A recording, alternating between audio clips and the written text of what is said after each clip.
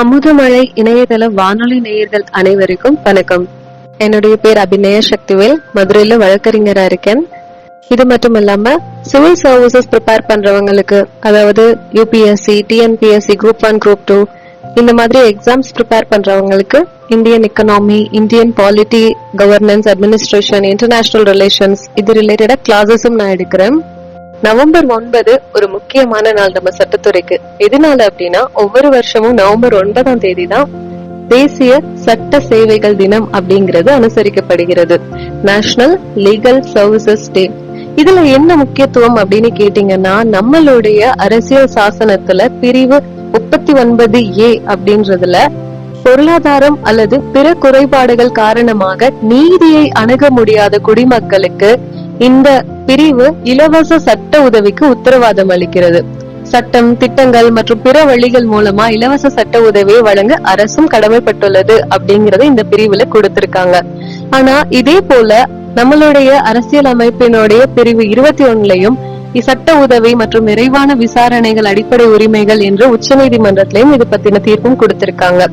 சில சமயம் பொருளாதார நிலையில பின்தங்கியவங்களால நம்மளுடைய சட்டத்தை எளிமையான முறையில அணுக முடிகிறது இல்ல. சோ அப்படிப்பட்ட பின்தங்கிய நிலையில இருக்கிறவங்களுக்காக ஃப்ரீ லீகல் சர்வீசஸ் கொடுக்கணும் அப்படிங்கறதுக்காகவே இந்த நாளை அதுக்கான விழிப்புணர்வு தினமா ஏற்படுத்தியிருக்காங்க. இந்த சட்ட சேவைகள் தினத்தோட வரலாறு பார்த்தோம்னா, 1995 வருடம் டிசம்பர் 5ஆம் தேதி சட்ட சேவைகள் அதிகார சபை சட்டம் அப்படின்றது அமைக்கப்பட்ட பிறகுதான் நாட்டின் தேசிய சட்ட சேவைகள் ஆணையமும் உருவாக்கப்பட்டது. National legal services authority. அப்போதுல இருந்தே ஒவ்வொரு வருஷமும் இந்த நாள் நவம்பர் 9ஆம் தேதி சட்ட சேவைகள் தினமா அனுசரிக்கப்படுகிறது.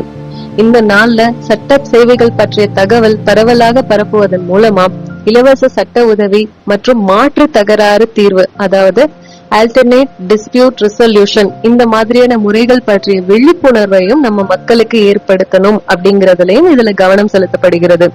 சட்ட பிரதிநிதித்துவம் பெற முடியாத மக்களுக்கும் இலவச சட்ட உதவி வழங்குவது இதோடைய நோக்கமாவும் இருக்கு. இந்த சட்ட சேவைகள் அதிகார சபை சட்டத்தின் கீழ் பார்த்தோம்னா, சிறுபான்மையினர், பெண்கள், குழந்தைகள், பட்டியலினத்தவர், பழங்குடியின மக்கள், அரசு கூறியதை விட குறைவான மாத வருமானம் உள்ளவர்கள், விளிம்பு நிலை சமூகத்தினர் உள்ளிட்ட நலிவடைந்த பிரிவினர்கள், இந்த மாதிரி எல்லாருமே இலவச சட்ட உதவி பெற தகுதியுடையவர்கள். இந்தியாவில இது இந்த ஏற்பாட்டுக்கு நினைவூட்டலாகவும் இது செயல்படுகிறது. தேவைப்படுறவங்க தங்களுக்கு தகுதியான உதவியை பெறவும் இது ஊக்குவிக்கிறது. இந்த சட்ட சேவைகள் தினம் 2024 முக்கியத்துவம்னு பார்த்தோம்னா, சட்ட சேவைகளின் பங்கை இது முன்னிலைப்படுத்துறதுக்கு ஒரு சந்தர்ப்பமாவும் இது இருக்கு. அனைத்து மக்களுக்கும், குறிப்பா நிதி அல்லது சமூக சிரமங்களை எதிர்கொள்றவங்களுக்கும் இந்த நீதி மற்றும் சமத்துவத்தை இது உறுதி செய்கிறது. நம்ம இந்திய அரசியல் அமைப்பு சட்டத்தோட 14ஆம் பிரிவை பார்த்தோம்னா, இந்திய குடிமக்களின் சமத்துவத்தை கூறுகிறது. இது இந்திய நிலப்பரப்புக்குள்ள இருக்க எல்லாருக்குமே சட்டத்தின் முன் சமநிலையையோ அல்லது சட்டங்களின் சம பாதுகாப்பையோ அரசு மறுக்கலாகாது அப்படிங்கறத ஆணித்தரமா இதுல சொல்லிருக்காங்க. சட்டத்தின் முன் சமநிலை, சட்டங்களின் சம பாதுகாப்பு, இந்த 2 வரிகளும் ஒரே விஷயத்த குறிக்கிற மாதிரி தோன்றினாலும் உண்மையில இதுல வேற வேற பொருள் இருக்குது. ஏன்னா நமக்கு ஈக்குவல் ஜஸ்டிஸ் ஃபார் ஆல் அப்படிங்கறது சட்டத்தின் முன் அனைவரும் சமம்னு நம்ம சொல்லிடுறோம். ஆனா இந்த சட்டம்ன்றது அக்சசபிலிட்டி இருக்கா, இந்த சட்டத்தை எல்லாராலையும் அணுக முடிகிறதா அப்படிங்கிற ஒரு கேள்விக்குறி வரும்போதுதான் இந்த நேஷனல் லீகல் சர்வீசஸ் டேயோட இம்பார்ட்டன்ஸ் நமக்கு தெரிய வருது. சட்ட சேவை அப்படிங்கிறது ஒரு சலுகை கிடையாது. பொருளாதார தடை, அதுலயும் நிதி நிலை, சமூக நிலை, இது எல்லாமே பின்தங்கிய நிலையில இருந்தாலும் எல்லாராலையும் சட்ட உதவிகளை பெற முடியும் அப்படிங்கறத ஆணித்தரமா எல்லாருக்கும் வலியுறுத்துறதுக்காகத்தான் இந்த நாள் முக்கியமான ஒரு நாளை கடைபிடிக்கப்படுகிறது.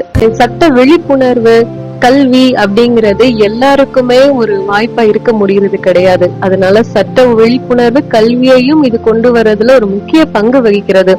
சட்ட விழிப்புணர்வு கருத்தரங்குகள், லோக் அதாலத், இது போக வேற அவுட்ரீச் முயற்சிகள், இதன் மூலமா மக்கள் தங்களுடைய சட்ட உரிமைகள், பொறுப்புகள் பற்றி இன்னும் அதிகமா தெரிஞ்சுக்கிறதுக்காகவும் ஏழை மற்றும் ஒடுக்கப்பட்ட மக்களுக்கு நீதி வழங்குவதிலும் இது ஒரு முக்கிய பங்கு வகிக்கிறது.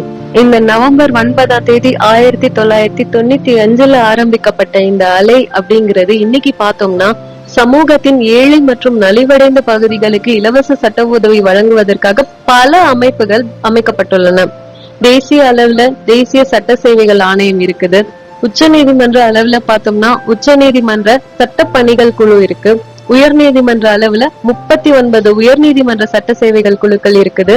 மாநில அளவுல 37 மாநில சட்ட சேவைகள் ஆணையங்களும் இருக்குது. மாவட்ட அளவுல பார்த்தோம்னா 673 மாவட்ட சட்ட சேவைகள் ஆணையங்களும் இருக்கு. தாலுகா அளவுல 2465 தாலுகா சட்ட சேவைகள் குழுக்களும் இருக்குது. இந்தியாவில சட்ட உதவி பெறுறதுக்கு நீதிக்கு பணம் தேவையில்லை அப்படிங்கிற ஒரு நம்பிக்கை அளிக்கக்கூடிய நாளாவும் இருக்கு. நம்மளுடைய அரசியல் அமைப்புல சொல்லப்பட்டிருக்கிறது போல அனைவருக்கும் நீதி கிடைக்க செய்யறதும் இதனுடைய நோக்கமாவும் இருக்கு. இப்படிப்பட்ட ஒரு நல்ல நாள்ல உங்க எல்லாரையும் சந்திச்சதுல எனக்கு மிக்க மகிழ்ச்சி. வாய்ப்பளித்ததற்கும் மிக்க நன்றி. நன்றி, வணக்கம்.